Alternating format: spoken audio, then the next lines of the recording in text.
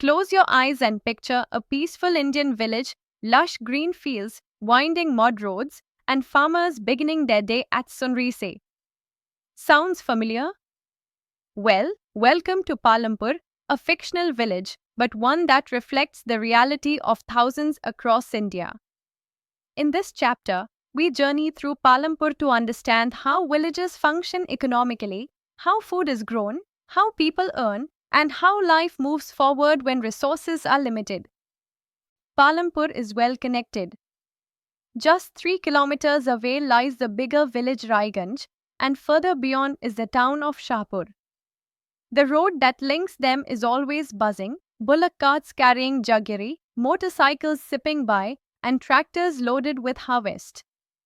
With around 450 families, Palampur is a blend of castes and communities.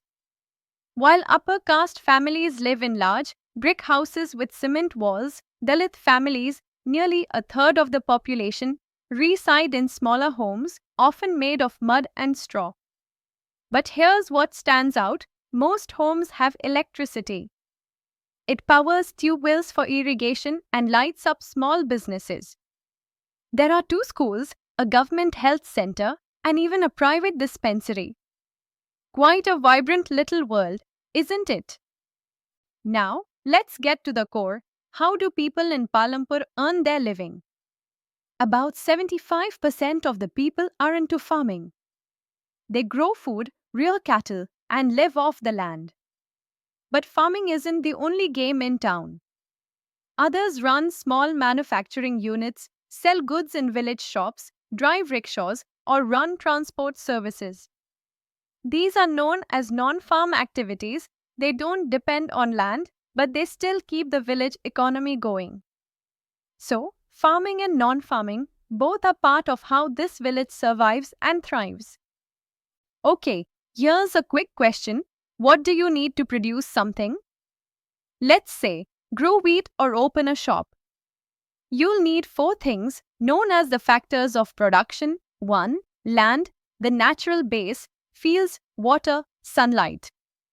2. Labor, people to work, whether in farms or factories. 3. Capital, money, tools, machinery, or buildings. And 4. Human capital, that's you, your skills, ideas, and decision-making. Without any one of these, production simply can't happen. Let's take an example. Ramesh wants to grow sugarcane. He needs land to plant, labor to till, a machine to process jaggery, and the know-how to manage it all. That's how production is organized. Meet Savita, a small farmer with just 1 hectare of land. That's a square of 100 meters by 100 meters, about the size of a football field.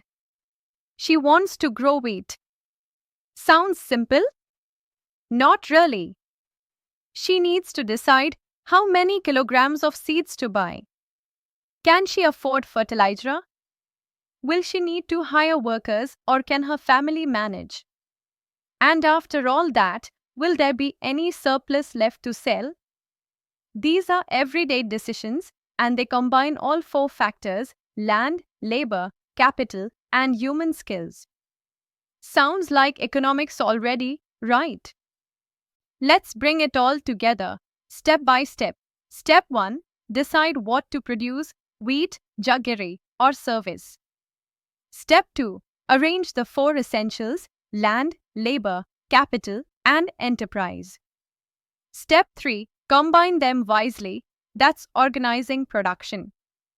Step 4. Finally, keep some for your own use and sell the rest, called surplus. For example, Savita produces 1,000 kilograms of wheat. Her family consumes 600 kilograms. The surplus is 400 kilograms. She can sell that in the market to earn income. And just like that, production becomes income, income becomes savings, and the cycle of economy begins to roll.